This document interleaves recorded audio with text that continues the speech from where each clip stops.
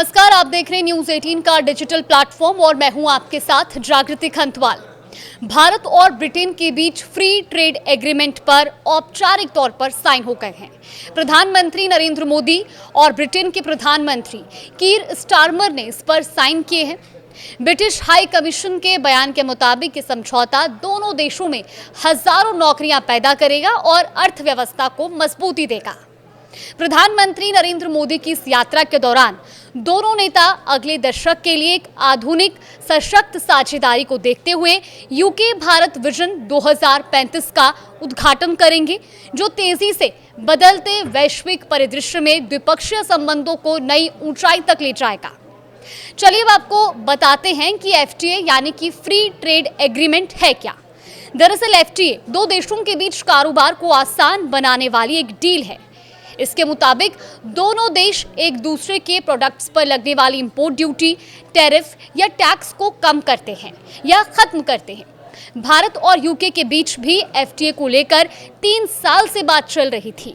इस समझौते से लेदर, जूते और कपड़ों का कम दरों पर एक्सपोर्ट संभव होगा, जबकि ब्रिटेन से लिक्विड और कारों का इंपोर्ट सस्ता हो जाएगा।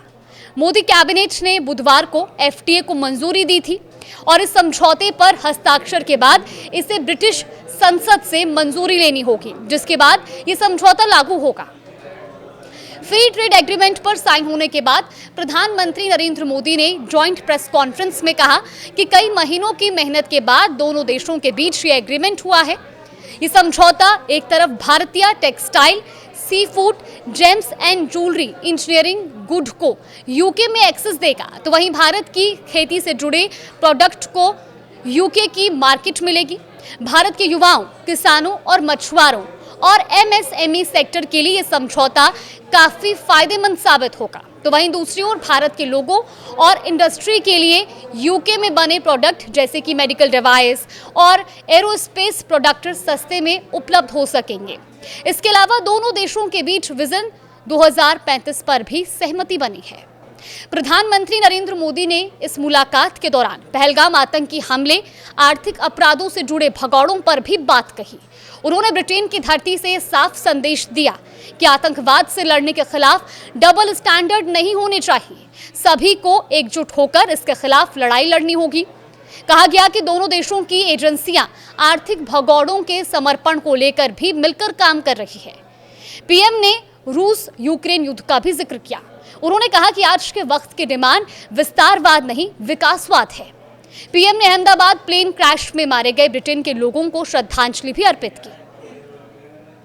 ब्रिटेन के प्रधानमंत्री कीर स्टारमर ने कहा कि इस डील से भविष्य में जॉब के नए रास्ते खुलेंगे। दोनों देशों के रिश्तों को और मजबूत बनाने में ये एक अहम कदम साबित होगा। ये एक ऐसा समझौता है जिससे दोनों देशों को बहुत फायदा होगा। इनकम बढ़ेगी और जीवन स्तर में सुधार होगा और कामकाजी लोगों की जेब में अधिक पैसा आएगा। ये नौकरियों के लिए अच्छा है और ये व्यापार के लिए भी अच्छा है। कहा गया कि FTA टैरिफ में कटौती करेगा और व्यापार को सस्ता, इंस्टेंट और आसान बनाएगा। अब इस डील से आने वाले समय में भारत को कितना फायदा होगा, ये देखना होगा। देश और दुनिया की तमाम बड़ी खबरों के लिए देखते रहिए न्यूज़ 18।